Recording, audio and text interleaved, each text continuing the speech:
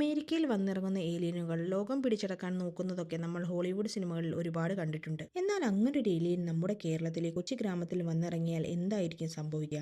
എന്തൊക്കെയായിരിക്കും ആ ഏലിയന്റെ super powers? എന്തിനായിരിക്കും ആ ഏലിയൻ നമ്മുടെ നാട്ടിലേക്ക് വന്നത്? നമ്മുടെ നാടിനെ രക്ഷിക്കാനാണോ അതോ വേറെന്തെങ്കിലും കാര്യത്തിനാണോ? അത് നമുക്ക് ഈ കഥ കണ്ടു തന്നെ അറിയാം. എന്നാൽ നമുക്ക് നേരെ കഥയിലേക്ക് കടന്നാലോ? നമ്മുടെ നായകനായ വിഘ്നേഷിനെ കാണിച്ചുകൊണ്ടാണ് ഈ കഥ തുടങ്ങുന്നത്. അവൻ എല്ലാവരുടെയും മുന്നിൽ ഭൂലോക തോൽവിയായ ഒരു ചെറുപ്പക്കാരനാണ്. അതുകൊണ്ട് അവന്റെ അച്ഛനും അവനെ വലിയ വിലയൊന്നുമില്ല. വിഘ്നേഷ് തന്റെ എഞ്ചിനീയറിംഗ് സപ്ലികൾ എങ്ങനെയെങ്കിലും എഴുതിയെടുക്കുമെന്നുള്ള പ്രതീക്ഷയിലാണ് അവന്റെ അമ്മ. വിഘ്നേഷിന്റെ അനുജൻ നവീൻ പഠിച്ച് നല്ലൊരു ജോലിയൊക്കെ വാങ്ങി അത്യാവശ്യം സെറ്റിൽഡ് ആണ്. ഒരു ജോലിയും കൂലിയും ഇല്ലാത്ത ചേട്ടനെ അവനും പുച്ഛമാണ്.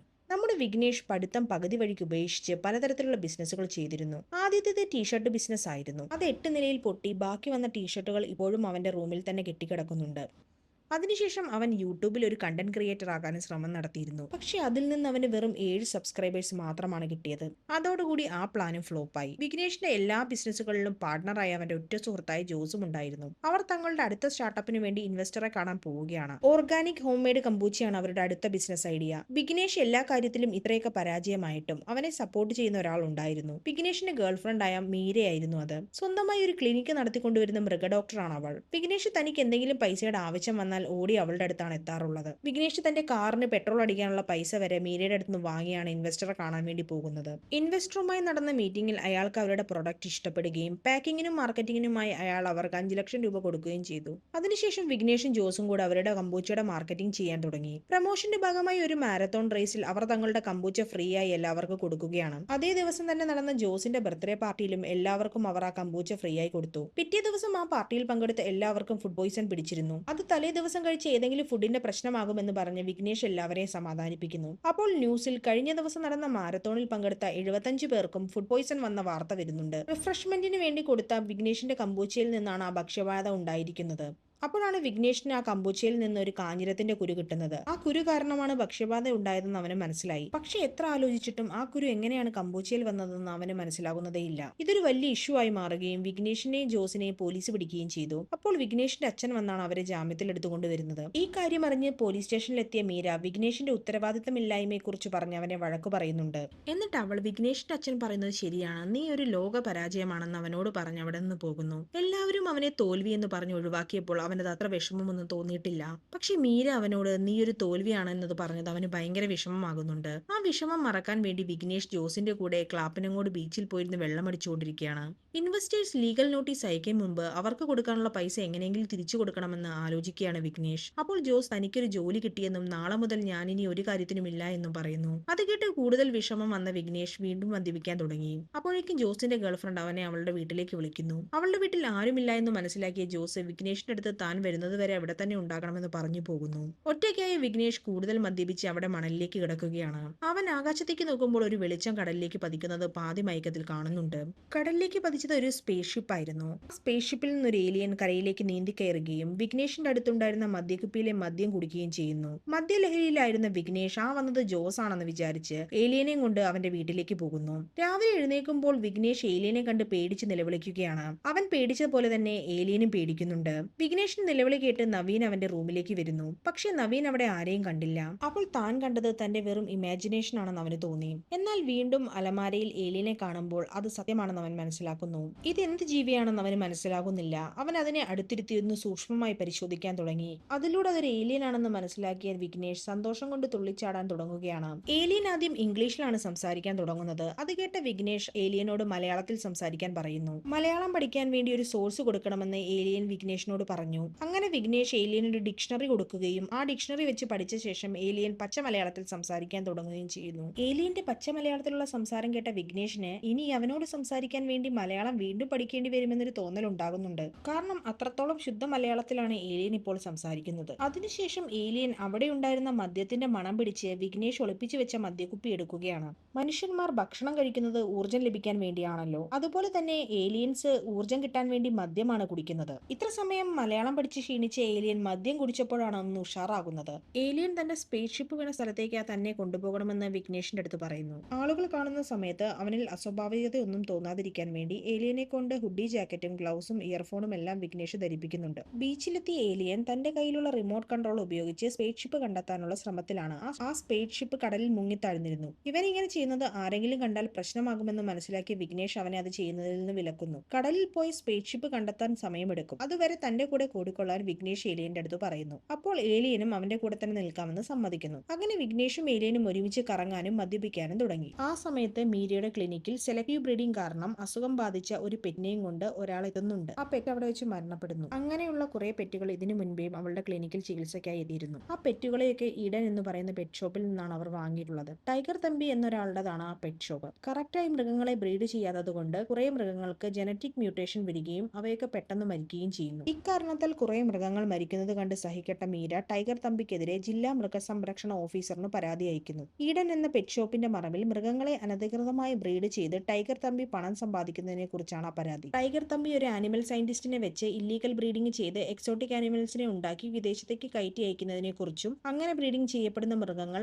ഗുരുതരമായ രോഗങ്ങൾ ബാധിച്ചു മരിക്കുന്നതിനെ കുറിച്ചും അവൾ എഴുതിയിരുന്നു. ഈ പരാതികൾ ആ ഓഫീസർ ടൈഗർ തമ്പിയുടെ കയ്യിൽ തന്നെ കൊണ്ടുകൊടുക്കുകയാണ്. തനിക്കെതിരെ മീര ഇങ്ങനെയുള്ള പരാതികൾ തുടർച്ചയായി നൽകുന്നത് കണ്ട തമ്പി അയാളുടെ ഗുണ്ടയെ കൂട്ടി അവളെ ഭീഷണിപ്പെടുത്താൻ എത്തുന്നു. അയാളുടെ ഈ ഭീഷണിയിൽ മീര ഒന്ന് ടെൻഷൻ ആകുന്നുണ്ട്. കാര്യം പറയാൻ വേണ്ടി അവൾ വിഘ്നേഷിനെ വിളിക്കാൻ നോക്കുന്നുണ്ടെങ്കിലും അവൻ ഫോൺ എടുക്കുന്നതേ ഇല്ല. ഈ സമയത്തൊക്കെ അവൻ ഏലിയന്റെ കൂടെ കറങ്ങി നടക്കുകയാണ്. അതുകൊണ്ടാണ് അവൻ മീരയെ ഇഗ്നോർ ചെയ്യുന്നത്. ഏലിയൻ ഈ സമയത്ത് വിഘ്നേഷിന്റെ അടുത്ത് താൻ എങ്ങനെയാണ് ഈ ഗ്രഹത്തിൽ എത്തിപ്പെട്ടത് എന്നതിനെ പറ്റി പറയുകയാണ്. ഏലിയൻ തന്റെ സൂപ്പർ പവർ ഉപയോഗിച്ച് തന്റെ ഗാലക്സിയും എത്തനോസ് എന്ന തന്റെ ഗ്രഹവും എല്ലാം വിഘ്നേഷിന് കാണിച്ചു കൊടുക്കുന്നുണ്ട്. അവന്റെ ഗ്രഹത്തിൽ എല്ലായിടത്തും ആൽക്കഹോൾ മാത്രമാണ് ഉള്ളത്. ഏലിയന്റെ അച്ഛനും അമ്മയും ആ ഗ്രഹത്തിലെ സ്കൂളിലെ ടീച്ചേഴ്സ് ആണ്. അവർ ഭയങ്കര സ്ട്രിക്റ്റ് ആയിരുന്നു. ഏലിയൻ ആകട്ടെ പഠിക്കാൻ അത്ര മിടുക്കനൊന്നുമല്ലായിരുന്നു. അങ്ങനെ ഇരിക്കെ ഒരു ദിവസം എക്സാമിൽ അവൻ തോക്കുകയും അവന്റെ പാരന്റ്സ് അവനെ കുറെ വഴക്കു പറയുകയും ചെയ്തു. അതിനുശേഷം അവൻ പാരന്റ്സിനോട് പിണങ്ങി അടുത്തുള്ള ഗ്രഹത്തിലേക്ക് പോകുമ്പോൾ വഴിതെറ്റിയാണ് ഭൂമിയിലേക്ക് എത്തുന്നത്. അവന്റെ കഥ കേട്ട വിഘ്നേഷ് അവനെ സമാധാനിപ്പിക്കുന്നുണ്ട്. എന്നിട്ട് വിഘ്നേഷ് ഏലിയന് പ്ലൂട്ടോ എന്നൊരു പേരും നൽകുന്നു. വിഘ്നേഷ് പ്ലൂട്ടോനെ കൂടെ കൂട്ടിയിരിക്കുന്നത് അവന്റെ സൂപ്പർ പവേഴ്സ് ഉപയോഗിച്ച് ലൈഫിൽ എന്തെങ്കിലുമൊക്കെ നേടി ആളുകളുടെ മുന്നിൽ താനൊരു തോൽവിയല്ല എന്ന് തെളിയിക്കാൻ വേണ്ടിയാണ്. വിഘ്നേഷും പ്ലൂട്ടോയും കൂടെ പ്ലൂട്ടോയുടെ സൂപ്പർ പവർ എന്താണെന്ന് കണ്ടുപിടിക്കാനുള്ള ശ്രമത്തിലാണ്. പല പല രീതിയിൽ ശ്രമിച്ചിട്ടും സ്പീഡിൽ പറക്കാനോ ഓടാനോ ഹീലിംഗ് പവറോ ഒന്നും പ്ലൂട്ടോയ്ക്കില്ലായിരുന്നു.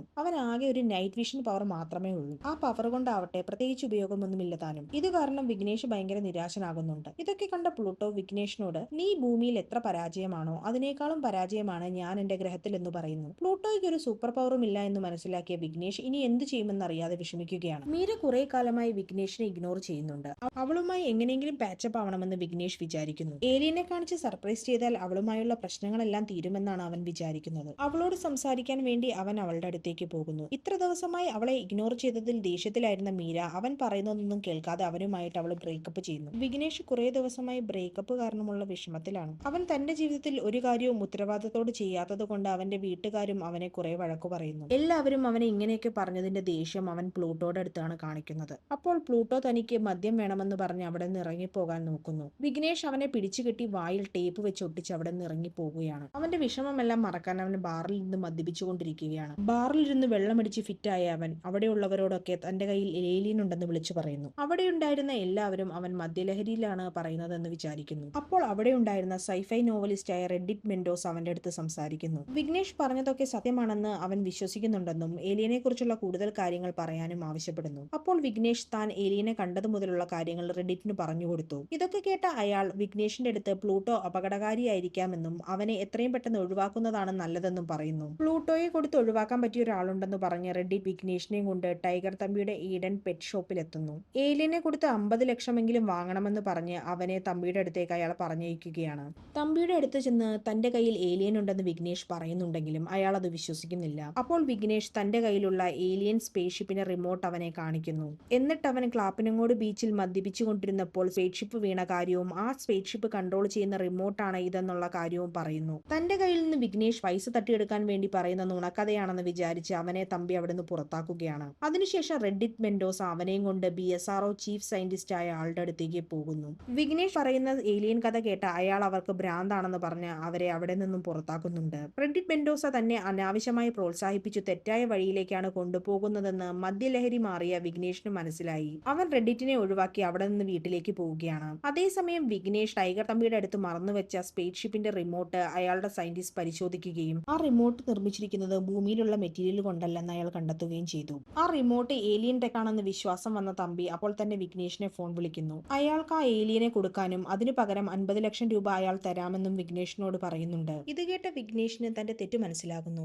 അവൻ എനിക്ക് തന്റെ ക്യാഷ് ഒന്നും വേണ്ട എന്ന് പറഞ്ഞു ഫോൺ വെക്കുകയാണ്. മദ്യപിച്ച് ലക്കുകെട്ട് താൻ ചെയ്ത കാര്യങ്ങളെക്കുറിച്ച് ചിന്തിച്ച് ഇതൊന്നും സത്യമല്ലായിരുന്നുവെങ്കിൽ എന്ന് അവൻ ആലോചിക്കുന്നുണ്ട്. അപ്പോഴാണ് അവന് താൻ പ്ലൂട്ടോയെ റൂമിൽ കെട്ടിയിട്ടാണ് വന്നതെന്ന കാര്യം ഓർമ്മ വരുന്നത്. അവൻ പെട്ടെന്ന് തന്നെ ഓടി വീട്ടിലേക്ക് എത്തുന്നു. മദ്യം കിട്ടാതെ പ്ലൂട്ടോ ബോധം കെട്ട നിലയിലായിരുന്നു. പ്ലൂട്ടോയ്ക്ക് വേണ്ടി അവൻ മദ്യം അന്വേഷിച്ചിറങ്ങുകയാണ്. സമയം പാതിരാത്രിയായിരുന്നു. 1-ാം തീയതിയും കൂടെ ആയപ്പോൾ അവൻ എവിടെ നിന്നും മദ്യം ലഭിച്ചില്ല. പ്ലൂട്ടോ ഭയങ്കര അത്യാസന്ന നിലയിലേക്കാണ് പോയിക്കൊണ്ടിരുന്നത്. എക്സ് മിലിറ്ററിക്കാരനായ തന്റെ അച്ഛന്റെ കയ്യിൽ മദ്യമുണ്ടാകുമെന്ന് മനസ്സിലായ വിഘ്നേഷ് വീട്ടിലേക്ക് തന്നെ തിരിച്ചു പോകുന്നു. അമ്മയോട് താൻ സപ്ലി എഴുതിയെടുക്കാൻ തീരുമാനിച്ചെന്നും തന്റെ കൂടെ കമ്പൈൻ സ്റ്റഡിക്ക് വന്ന സുഹൃത്തിന് മദ്യം വേണമെന്നും പറഞ്ഞ് അവരെ കൺവിൻസ് ചെയ്ത് അവരുടെ റൂമിൽ നിന്നും മദ്യം എടുപ്പിക്കുന്നു. പെട്ടെന്ന് തന്നെ റൂമിലെത്തി വിഘ്നേഷ് പ്ലൂട്ടോയ്ക്ക് മദ്യം കൊടുക്കുന്നുണ്ട്. ആ മദ്യം കുടിച്ചതോടെ പ്ലൂട്ടോ നോർമൽ ആകുന്നു. അവന്റെ നഷ്ടപ്പെട്ട ഊർജ്ജമെല്ലാം തിരിച്ചു വന്നിരുന്നു. അതേസമയം ടൈഗർ തമ്പി ഇങ്ങനെ ഒരു ഏലിയൻ ഇവിടെ ഉണ്ടെങ്കിൽ അതിനെ പിടിക്കുമെന്ന് ഉറച്ച തീരുമാനം എടുക്കുന്നുണ്ട്. അയാളും കൂട്ടരും വിഘ്നേഷ് സ്പേസ് ഷിപ്പ് വന്ന് വീണു എന്ന് പറഞ്ഞ പ്ലാപ്പിനങ്കോട് ബീച്ചിലെത്തുകയാണ്. അവിടെ ബീച്ചിലൊന്നും കാണാത്തതുകൊണ്ട് ബോട്ട് എടുത്ത് അവർ കടലിലേക്ക് ഇറങ്ങി. കുറച്ചു ദൂരം കഴിഞ്ഞപ്പോൾ ആ റിമോട്ട് കൺട്രോളിൽ നിന്ന് ലൈറ്റ് വരാൻ തുടങ്ങുകയും ആ റിമോട്ട് കൺട്രോൾ ഉപയോഗിച്ചപ്പോൾ കടലിൽ നിന്ന് സ്പേസ് ഷിപ്പ് പൊങ്ങി വരികയും ചെയ്തു. ടൈഗർ തമ്പിയും കൂട്ടരും ആ സ്പേസ് ഷിപ്പ് സയന്റിസ്റ്റിന്റെ ലാബിലേക്ക് എത്തിക്കുകയാണ്.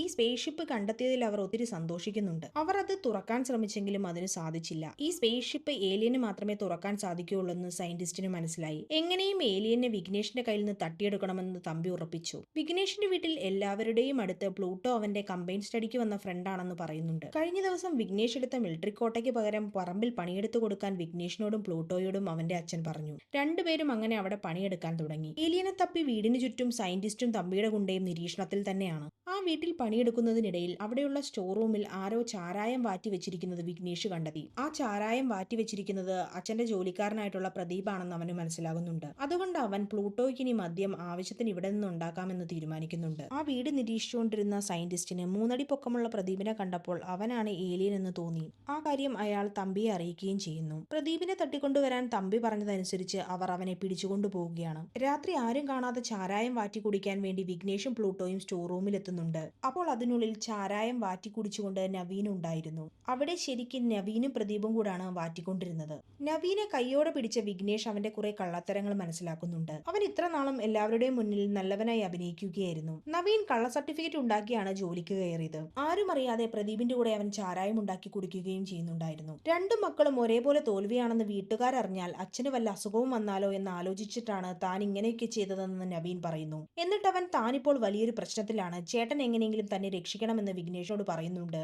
നവീൻ തന്റെ ഗേൾഫ്രണ്ടായ ശ്രേയയുടെ അച്ഛനെ കാണാൻ പോയിരുന്നു. അവിടെ വെച്ച് അവളുടെ അച്ഛൻ ഒരു ഫോർമാലിറ്റിക്ക് അവന് മദ്യം കൊടുത്തു. അത് കുടിച്ച നവീൻ പിന്നെ ആ കുപ്പി കഴിയുന്നവരെ കുടിക്കുകയും ഭയങ്കര ഓവറായിട്ട് പെരുമാറുകയും ചെയ്തു. ഈ സംഭവത്തിന് ശേഷം അവരുടെ റിലേഷൻഷിപ്പ് ബ്രേക്കപ്പ് ആവുന്ന നിലയിലാണ്. ഇത് എങ്ങനെയെങ്കിലും ശരിയാക്കി തരണമെന്നാണ് അവൻ വിഘ്നേഷിന്റെ അടുത്ത് പറയുന്നത്. വിഘ്നേഷും പ്ലൂട്ടോയും കൂടെ അടുത്ത ദിവസം ശ്രേയയുടെ അച്ഛന്റെ അടുത്തെത്തി സംസാരിക്കുന്നു. നവീൻ ഒരു ടീറ്റോട്ടലർ ആണെന്നും ആദ്യമായി മദ്യം കുടിച്ചത് കൊണ്ടാണ് അവൻ ഇങ്ങനെയൊക്കെ പെരുമാറിയതെന്നും ശ്രേയയുടെ അച്ഛന്റെ അടുത്ത് പറയുന്നു. താൻ നവീനു മദ്യം കൊടുത്തത് കൊണ്ടാണ് ഇങ്ങനെയൊക്കെ സംഭവിച്ചതെന്ന് വിചാരിച്ച് ശ്രേയയുടെ അച്ഛൻ അവന്റെ അടുത്ത് ക്ഷമ ചോദിക്കുകയും ചെയ്തു. ഏലിയൻ ആണെന്ന് വിചാരിച്ച് പ്രദീപിനെ ടൈഗർ തമ്പിയും കൂട്ടരും ലാബിൽ അടച്ചിട്ടിരിക്കുകയാണ്. പ്രദീപിന്റെ ബ്ലഡ് ടെസ്റ്റ് ചെയ്തതിൽ നിന്ന് അവൻ ഏലിയൻ അല്ലെന്നും മനുഷ്യനാണെന്നും സയന്റിസ്റ്റിന് മനസ്സിലാവുന്നുണ്ട്. അതോടുകൂടി അവർ പ്രദീപിനെ വെറുതെ വിടുന്നു. അതിനുശേഷം ശരിക്കുള്ള ഏലിയനെ കണ്ടെത്താൻ വേണ്ടി അവർ വീണ്ടും ഇറങ്ങുകയാണ്. ശ്രേയയുടെ വീട്ടിൽ നിന്ന് തിരിച്ചു വരുന്ന വഴിക്ക് വിഘ്നേഷിനെയും പ്ലൂട്ടോനെയും കൂട്ടി ജോസ് ബാറിലേക്ക് പോവുകയാണ്. ബാറിൽ വെച്ച് ജോലി കിട്ടിയതിന്റെ ട്രീറ്റ് കൊടുക്കാനാണ് അവരെയും കൊണ്ടവൻ പോയത്. പ്ലൂട്ടോ അവിടെയുള്ള മദ്യക്കുപ്പികൾ കാലിയാക്കുകയാണ്. മദ്യപിച്ച് ലക്കുകെട്ട ജോസഫ് പ്ലൂട്ടോയെ ചിക്കൻ കഴിക്കാൻ നിർബന്ധിക്കുകയും പ്ലൂട്ടോ അത് തട്ടിക്കളയുകയും ചെയ്തു. ആ ചിക്കൻ പീസ് കുടിച്ചുകൊണ്ടിരുന്ന ഗുണ്ടകളുടെ ക്ലാസ്സിലേക്കാണ് വീഴുന്നത്. അതിൽ ദേഷ്യം വന്ന ആ ഗുണ്ടകൾ വിഘ്നേഷിനെയും കൂട്ടരെയും തല്ലാൻ തുടങ്ങി. ആ തല്ലിന്റെ ഇടയിൽ പ്ലൂട്ടോയുടെ കൈ മുറിയുകയും ചോര വരികയും ചെയ്തു. പ്ലൂട്ടോയുടെ കയ്യിൽ നിന്ന് പച്ച കളർ ചോര വരുന്നത് കണ്ട് ജോസ് പേടിച്ചലറാൻ തുടങ്ങി. അവന് പ്ലൂട്ടോ ഒരു ഏലിയൻ ആണെന്നുള്ള സത്യം മനസ്സിലായി. പ്ലൂട്ടോ ജോസിനെ എന്തെങ്കിലും ചെയ്യുമോ എന്നാണ് അവന്റെ പേടി. അപ്പോൾ വിക്കി പ്ലൂട്ടോ പാവമാണെന്ന് പറഞ്ഞവനെ ആശ്വസിപ്പിക്കുന്നുണ്ട്. അവർ എന്നിട്ട് നേരെ പോയത് മീരയുടെ അടുത്തേക്കാണ്. തന്റെ കൂടെ ഏലിയൻ ഉണ്ടെന്ന് വിഘ്നേഷ് പറയുന്നത് മീര ആദ്യം വിശ്വസിക്കുന്നില്ല. പ്ലൂട്ടോയുടെ കൈ മുറിഞ്ഞ് പച്ച കളറുള്ള ചോര കണ്ടപ്പോഴാണ് അവൾക്ക് വിശ്വാസമാകുന്നത്. അതുകൊണ്ട് അവൾ പതറുമ്പോൾ വിക്കി അവളെ സമാധാനിപ്പിക്കുന്നുണ്ട്. മീര പ്ലൂട്ടോയ്ക്ക് സ്റ്റിച്ച് ഇട്ട് കൊടുക്കുന്നുണ്ട്. അപ്പോൾ അവിടേക്ക് വന്ന നവീനും പ്ലൂട്ടോ ഏലിയൻ ആണെന്നുള്ള കാര്യം മനസ്സിലാക്കുന്നു. പ്ലൂട്ടോയുടെ കൂടെ കൂടിയ ശേഷം വിഘ്നേഷിന് വന്ന മാറ്റം കണ്ട മീര അവന് തിരുത്താൻ ഒരു അവസരം കൂടെ കൊടുക്കുകയാണ്. അങ്ങനെ വിഘ്നേഷും മീരയും പഴയ പോലെ തന്നെ റിലേഷൻഷിപ്പിലാകുന്നു. പ്ലൂട്ടോ വിഘ്നേഷിന്റെ വീട്ടിൽ എല്ലാവരുടെയും പ്രിയപ്പെട്ടവനാകുന്നുണ്ട്. ശ്രേയയും അച്ഛനും അവരുടെ വീട്ടിൽ വരികയും ചെയ്യുകയും നവീനിന്റെയും ശ്രേയയുടെ വിവാഹം ഉറപ്പിക്കുകയും ചെയ്യുന്നു. വിഘ്നേഷും കുടുംബവും ഇത്ര സന്തോഷത്തോടെ ജീവിക്കുന്നത് കാണുന്ന പ്ലൂട്ടോയ്ക്ക് തന്റെ കുടുംബത്തെയും ഓർമ്മ വരുന്നു. അവൻ ഇപ്പോൾ തന്റെ ഗ്രഹത്തിലേക്ക് തിരിച്ചു പോകാനാണ് ആഗ്രഹിക്കുന്നത്. അവൻ വിഘ്നേഷിനോടും മീരയോടും തന്റെ ഗ്രഹത്തിലേക്ക് തനിക്ക് തിരിച്ചു പോകണമെന്ന ആഗ്രഹം പറയുന്നു. അപ്പോൾ വിഘ്നേഷ് ഏതെങ്കിലും വഴിയിലൂടെ അവനെ തിരിച്ചു ഗ്രഹത്തിലേക്ക് പറഞ്ഞയക്കാമെന്ന് അവൻ ഉറപ്പു നൽകുന്നുണ്ട്. ഇപ്പോഴും വിഘ്നേഷിന്റെ വീട് നിരീക്ഷിച്ചുകൊണ്ടിരുന്ന സയന്റിസ്റ്റും ഗുണ്ടയും പ്ലൂട്ടോയെ കാണുകയും അവൻ തന്നെയാണ് ഏലിയൻ എന്ന് മനസ്സിലാക്കി അവന്റെ ഫോട്ടോസ് എടുക്കുകയും ചെയ്യുന്നു. അതവർ ടൈഗർ തമ്പിയെ കാണിക്കുന്നുണ്ട്. പ്ലൂട്ടോയെ എങ്ങനെയെങ്കിലും പിടിക്കണമെന്ന് ഉറപ്പിച്ച് ഹാലോവിൻ പാർട്ടിക്ക് പോയ വിക്കിയും കൂട്ടരെയും തമ്പി ഫോളോ ചെയ്യുന്നു. ആ പാർട്ടിയുടെ ഇടയിൽ തമ്പി പ്ലൂട്ടോയെ തട്ടിക്കൊണ്ടുപോകാൻ ശ്രമിക്കുന്നുണ്ടെങ്കിലും അവർ അവനെ അവിടെ നിന്ന് രക്ഷപ്പെടുത്തുന്നു. അവിടെ നിന്ന് പോകുന്ന വഴിക്ക് മീരയെ ടൈഗർ തമ്പിയുടെ ആളുകൾ പിടിച്ചുകൊണ്ടുപോയി എന്ന് വിഘ്നേഷ് മനസ്സിലാക്കുന്നു. മീരയെ തിരിച്ചു കിട്ടണമെങ്കിൽ പ്ലൂട്ടോയെ തിരിച്ചു കൊണ്ടുവരണമെന്ന് തമ്പി അവനെ വിളിച്ചു പറയുന്നുണ്ട്. പ്ലൂട്ടോയെയും കൊണ്ട് വിഘ്നേഷ് തമ്പിയുടെ ലാബിലെത്തി. അവിടെ പ്ലൂട്ടോ തന്റെ സ്പേസ്ഷിപ്പ് കാണുന്നുണ്ട്. പ്ലൂട്ടോയെ വിഘ്നേഷ് തമ്പിക്ക് കൊടുത്തപ്പോൾ തമ്പി മീരയെ കൊണ്ടുപോയിക്കൊള്ളാൻ അവനോട് പറയുന്നുണ്ട്. ടൈഗർ തമ്പിയും ആളുകളും പ്ലൂട്ടോയോട് അവന്റെ സ്പേസ്ഷിപ്പ് ഓപ്പണാക്കാൻ പറഞ്ഞു. പ്ലൂട്ടോ തന്റെ റിമോട്ട് കൺട്രോൾ ഉപയോഗിച്ച് സ്പേസ്ഷിപ്പ് തുറക്കുകയാണ്. തമ്പി അതിനുള്ളിൽ കയറി ഒരു ബട്ടൺ അമർത്തിയതും പ്ലൂട്ടോയുടെ അമ്മയുടെ വീഡിയോ മെസ്സേജ് വരികയും ചെയ്തു. ഈ പ്രപഞ്ചം മുഴുവൻ ചതിയന്മാരാണ്. ആരുടെയെങ്കിലും ചതിയിൽ പെടുന്നതിന് മുൻപ് തിരിച്ചു വരാനാണ് അവർ ആ മെസ്സേജിൽ പറയുന്നത്. മീരയും കൂട്ടി പുറത്തേക്ക് ഇറങ്ങുന്നതിനിടയിൽ പ്ലൂട്ടോയെ രക്ഷിക്കാൻ വിഘ്നേഷിന് ഒരു ഐഡിയ കിട്ടുന്നു. പ്ലൂട്ടോയ്ക്ക് നൈറ്റ് വിഷൻ ഉള്ളത് വിഘ്നേഷിന് അറിയാമല്ലോ. അവൻ തന്ത്രത്തിൽ മെയിൻ സ്വിച്ച് ഓഫ് ആക്കുന്നു. പ്ലൂട്ടോയുടെ നിർദ്ദേശപ്രകാരം അവിടെ ഉണ്ടായിരുന്ന ഗുണ്ടകളുടെ അടുത്ത് നിന്ന് അവർ 3 പേരും നൈസായിട്ട് രക്ഷപ്പെടുന്നുണ്ട്.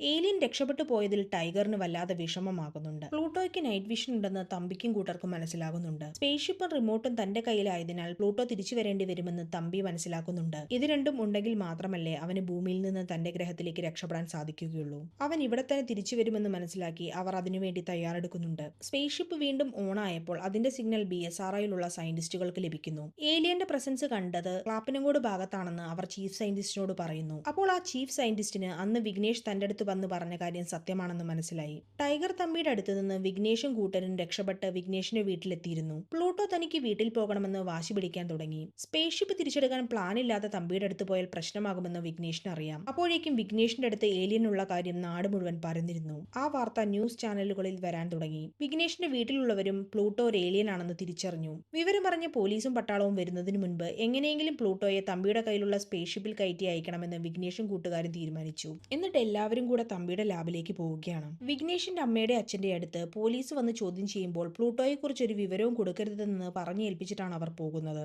അപ്പോഴേക്കും ഈ വാർത്ത വലിയ ന്യൂസായി മാറിയിരുന്നു. പോലീസുകാരും സയന്റിസ്റ്റും വിഘ്നേഷിന്റെ വീട്ടിലെത്തി പരിശോധിക്കാൻ തുടങ്ങി. വിഘ്നേഷും കൂട്ടരും തമ്പിയുടെ ലാബിലെത്തിയപ്പോൾ അവരെ പ്രതീക്ഷിച്ച് ഗുണ്ടകളും തമ്പിയും അവിടെ തന്നെ നിൽപ്പുണ്ടായിരുന്നു. പ്ലൂട്ടോയുടെ നൈറ്റ് വിഷൻ പവറിനെ മറികടക്കാൻ ടൈഗർ തമ്പി എക്സ്ട്രാ ലൈറ്റുകളും ഫിറ്റ് ചെയ്തിട്ടുണ്ടായിരുന്നു. വിഘ്നേഷും കൂട്ടുകാരും തമ്പിയുടെ ഗുണ്ടകളോട് എതിരിടാൻ തുടങ്ങി. അപ്പോഴേക്ക് പ്ലൂട്ടോ തന്റെ സ്പേസ്ഷിപ്പിന്റെ റിമോട്ട് തമ്പിയുടെ കയ്യിൽ നിന്ന് കൈക്കലാക്കി. പ്ലൂട്ടോ തന്റെ സ്പേസ്ഷിപ്പ് ഓൺ ആക്കുകയും അത് സ്റ്റാർട്ട് ചെയ്യുകയും ചെയ്തു. അതേസമയം തമ്പിയുടെ ഒരു ഗുണ്ട വിഘ്നേഷിന് പിന്നിൽ നിന്ന് കുത്തുകയുണ്ടായി. പ്ലൂട്ടോയുടെ സ്പേസ്ഷിപ്പിന് ഒരു പ്രത്യേകതയുണ്ട്. പ്ലൂട്ടോയ്ക്ക് ആ സ്പേസ്ഷിപ്പ് ഉപയോഗിച്ച് 60 സെക്കൻഡ് സമയം റീവൈൻഡ് ചെയ്യാൻ സാധിക്കും. അവൻ 60 സെക്കൻഡ് ബാക്കിലേക്ക് പോയി വിഘ്നേഷിനെ രക്ഷിക്കുകയാണ്. അവരുടെ കൂട്ടുകാർക്ക് ഈ ഫൈറ്റിൽ എന്തെങ്കിലും വീഴ്ച വരുമ്പോൾ പ്ലൂട്ടോ 60 സെക്കൻഡ് ടൈം റിവേഴ്സ് ചെയ്ത് എല്ലാവരെയും രക്ഷിക്കുന്നുണ്ട്. ഗുണ്ടകളെയും തമ്പിയെയും എല്ലാവരും ചേർന്ന് ഫൈറ്റ് ചെയ്ത് തോൽപ്പിക്കുന്നു. വിഘ്നേഷ് പ്ലൂട്ടോയോട് പോയിക്കൊള്ളാൻ പറഞ്ഞു. പക്ഷെ അവൻ ഇപ്പോൾ പോകാൻ മനസ്സ് വരുന്നില്ലായിരുന്നു. പോലീസും പട്ടാളവും വരുന്നതിന് മുൻപ് തന്നെ അവനെ അവർ പറഞ്ഞുവിടുന്നു. അടുത്ത വരവിനെ കാണാമെന്ന് വിഘ്നേഷിനോടും കൂട്ടുകാരോടും പറഞ്ഞ് പ്ലൂട്ടോ അങ്ങനെ അവന്റെ ഗ്രഹത്തിലേക്ക് യാത്ര തിരിക്കുകയാണ്.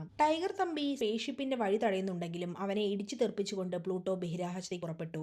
വിഘ്നേഷിന്റെ ലൈഫ് മാറ്റിമറിച്ചിട്ടാണ് പ്ലൂട്ടോ തിരിച്ചുപോയത്. അങ്ങനെ വീണ്ടും 6 മാസങ്ങൾ കടന്നുപോയി. പ്ലൂട്ടോ ക്രാഷ് ലാൻഡ് ചെയ്ത ബീച്ചിലെത്തി പ്ലൂട്ടോയുടെ ഹെഡ്ഫോണും വെച്ച് അവനെക്കുറിച്ച് ആലോചിച്ച് നിൽക്കുകയാണ് വിഘ്നേഷ്. അപ്പോൾ ആ ഹെഡ്ഫോണിൽ നിന്ന് വിഘ്നേഷിന് പ്ലൂട്ടോയുടെ സൗണ്ട് കേൾക്കാം. അതൊരു ഓഡിയോ മെസ്സേജ് ആയിരുന്നു. പ്ലൂട്ടോ താൻ ക്വാണ്ടം മെക്കാനിക്സ് പാസ്സായി എന്നും അതുപയോഗിച്ച് അവൻ ആ ഹെഡ്ഫോണിൽ ഒരു ഗിഫ്റ്റ് സെറ്റ് ചെയ്തിട്ടുണ്ടെന്നും പറയുന്നു. ആ ഹെഡ്ഫോൺ ഉപയോഗിച്ച് 60 സെക്കൻഡ് മുൻപോട്ടോ പിൻപോട്ടോ ടൈം ട്രാവൽ ചെയ്യാൻ സാധിക്കും. വേണമെങ്കിൽ ടൈം പോസും ചെയ്യാം. അതായിരുന്നു ആ ഓഡിയോ മെസ്സേജ്. അപ്പോൾ ഫുട്ബോൾ കളിച്ചുകൊണ്ടിരുന്ന കുട്ടികളുടെ അടുത്ത് നിന്ന് ഒരു ബോൾ വിഘ്നേഷിന്റെ ശരീരത്തിലേക്ക് വീഴാൻ പോകുന്നു. അത് വിഘ്നേഷ് ആ ബട്ടൺ ഉപയോഗിച്ച് പോസ് ചെയ്തു. സമയം നിയന്ത്രിക്കാൻ കഴിവുള്ള വിഘ്നേഷ് ആ പവർ ഉപയോഗിച്ച് ഇനി എന്തൊക്കെ ചെയ്യുമെന്നുള്ളത് പ്രേക്ഷകർക്ക് വിട്ടുകൊടുത്തുകൊണ്ടാണ് ഈ സിനിമ ഇവിടെ അവസാനിക്കുന്നത്. നിങ്ങൾക്ക് ഈ സിനിമ ഇഷ്ടപ്പെട്ടിട്ടുണ്ടെങ്കിൽ ഞങ്ങളുടെ ചാനൽ സബ്സ്ക്രൈബ് ചെയ്യുക. ഇനിയും പുതിയൊരു വീഡിയോയുമായിട്ട് വരുന്നവരെ ടേക്ക് കെയർ ആൻഡ് ബൈ.